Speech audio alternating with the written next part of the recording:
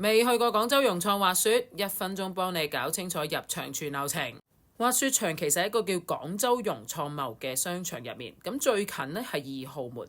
入咗呢個2號門門口之後，右手邊你會見到有3部取票機嘅，咁你可以根據你自己係滑雪定如雪喺相對應嘅機嗰度攞卡。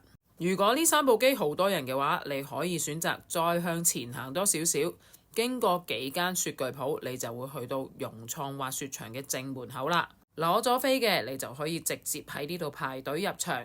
如果你未攞飛嘅唔緊要，隔離呢度有票務中心，票務中心可以攞所有票種。如果你係2日飛或者一啲特別折扣券，你就一定要喺度排啦。喺票務中心旁邊，我哋仲有多4部普通嘅取票機。值得一提嘅係，自從2025年開始，融創改善咗佢嘅售票機制。